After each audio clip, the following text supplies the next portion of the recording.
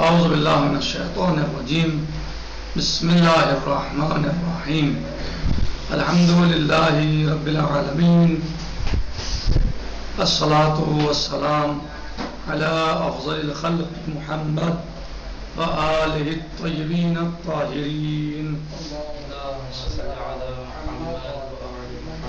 وعجل فرجہم۔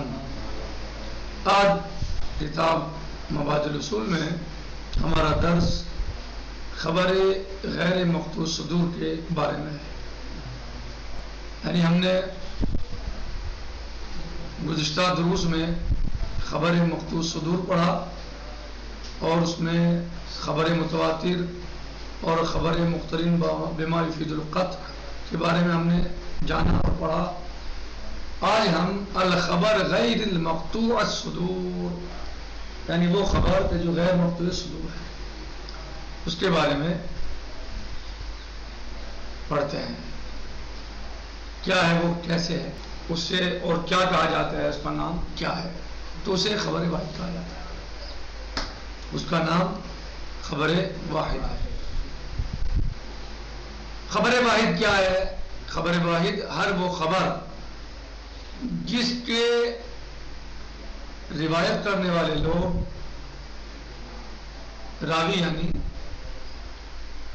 اس قدر نہ پہنچ سکیں جتنے مقدار میں خبر متواتر کے راوی پہنچتے ہیں، یعنی جتنی مقدار میں خبر متواتر کے راوی ہوتے ہیں اتنی مقدار میں اس کے راوی نہیں ہوتے، اور نہ ہی اتنے ہوتے کہ جو خبر یقترن بما یفید القطع کی منزل میں آ جائے، یعنی جس میں اتنا بھی ایسا بھی نہ ہو، ایسا بھی نہیں ہوتا اس میں کہ وہ بمنزل یا اتنی مقدار میں ہوتی ہے یا ایسی ہوتی ہے کہ جو قطع کا فائدہ پہنچا دے کہ معصوم سے صادر ہوئی ہے روایت، ایسا بھی کوئی اس کے ساتھ یعنی معاملہ قرینہ کوئی ایسی چیز بھی نہیں ہوتی۔ نہ ہی تو اس کے راوی خبر متواتر کے برابر ہوتے ہیں، خبر متواتر کی طرح ہوتے ہیں، اور نہ ہی وہ ایسی ہوتی ہے بما یفید القطع، یقترن بما یفید القطع، ایسا بھی اس کا مسئلہ نہیں ہوتا، یعنی کہ یہ ہو جائے کہ کوئی قرینہ موجود ہے اس کے ساتھ کہ یہ روایت یا حدیث معصوم سے صادر ہوئی ہے، ایسا بھی نہیں ہوتا۔ یہ خبر واحد ہے، اور اس خبر کو سمجھنے کے لیے بہت ساری چیزیں جو ہیں وہ اصول و قواعد پائے جاتے ہیں، علم اصول اور علم رجال وغیرہ میں۔ علم اصول میں بھی، علم حدیث میں بھی اور علم رجال میں بھی قواعد پائے جاتے ہیں اس خبر کو سمجھنے کے لیے، اس خبر پر یعنی بحثیں ہوئی ہیں اس کے بارے میں، اور قواعد پائے جاتے ہیں علم رجال میں، علم حدیث میں اور علم اصول فقہ میں۔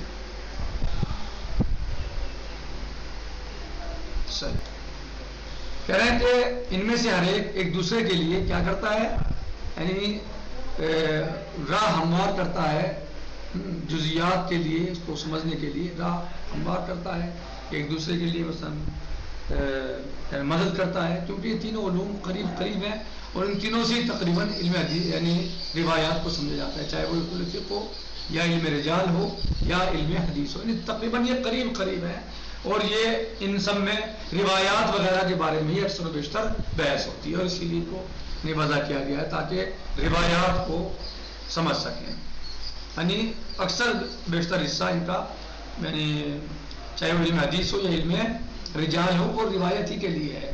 اب رہا مسئلہ اصول فقہ کا تو صحیح، اس میں جو ہے وہ اور چیزیں بھی داخل ہیں، لیکن بہت بڑی مقدار جو اس کی ہے وہ علم یعنی وہ روایات ہی کو سمجھنے کے لیے۔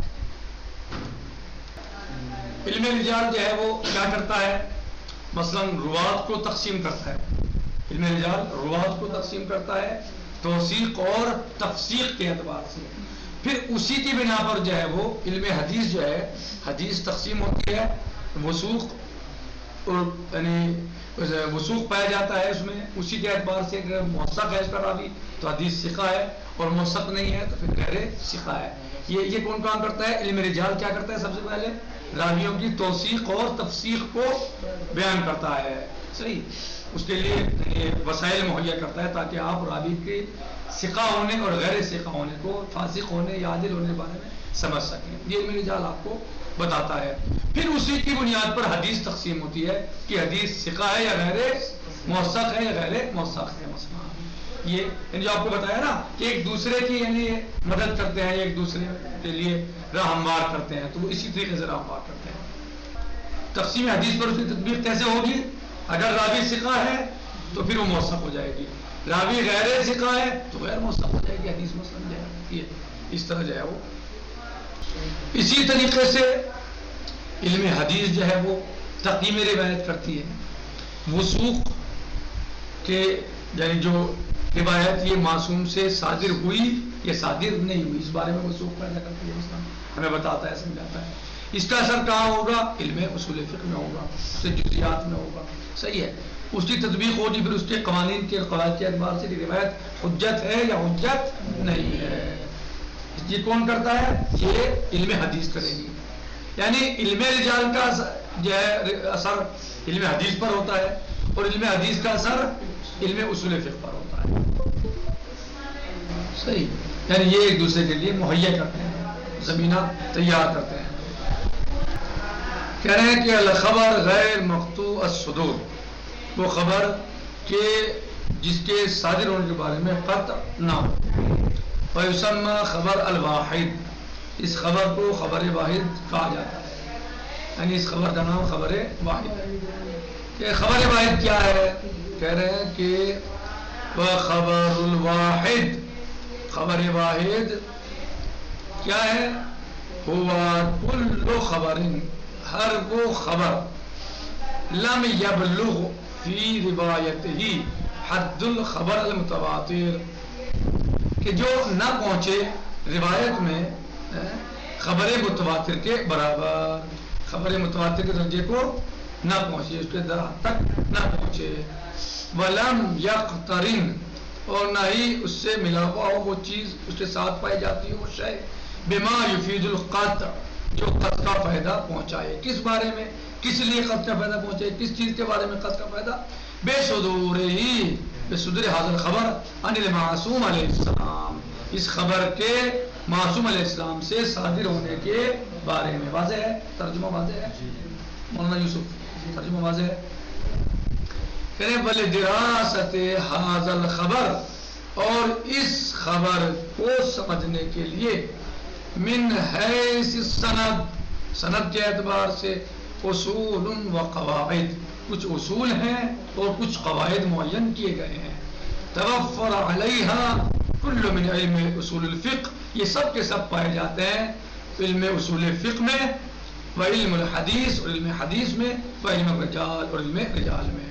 یعنی اس حدیث کو سمجھنے کے لیے قواعد، اصول اور ضوابط بیان کیے گئے ہیں علم اصول فقہ میں، علم حدیث میں اور علم رجال میں. اس کو سمجھ، اس خبر کو سمجھنے کے قواعد اور ضوابط اور اصول معین کیے گئے ہیں. واضح؟ وَكُلُّ وَاحِدٍ مِّنْ هَذِهِ الْعُلُومِ الثَّلَاثَةِ، اور ان تینوں علوم ثلاثہ میں سے یحیی بدورہ، ہر ایک مہیا کرتا ہے اپنے دور، یعنی دور سمجھتے ہیں، یہ اپنے کردار سے، بدور ہی اپنے کردار سے معین کرتے ہیں، مہیا کرتے ہیں. الجزئیات، جزئیات کو فی حاضر المجال، اس مجال میں. کس لیے؟ کس کے لیے؟ لقواعد العلم الاخر، دوسرے علم کے لیے. ایک علم دوسرے علم کے لیے کیا کرتا ہے؟ ہاں، مہیا اسباب مہیا کرتا ہے یا راہ ہموار کرتا ہے. صحیح ہے؟ بھلے. فعلم الرجال لتوفرہ علی تقسیم الروایات، پس علم رجال علی تقسیم الروات، روات کو تقسیم کرنے کے اعتبار سے یا روات کو تقسیم کرنے سے، اس اعتبار سے جس اعتبار سے تقسیم کرتا ہے علم رجال روات کو، اس اعتبار سے توثیق اور تفسیق کے اعتبار سے. اللہ تقسیم الروات، وہ روات کو تقسیم کرتا ہے، یعنی کیا مجال پیدا کرتا ہے؟ فعلم الرجال لتوفرہ، وہ میں پیدا کرتا ہے مجال اللہ تقسیم الروات، روات کو تقسیم کرنے میں. من حیث، کس اعتبار سے؟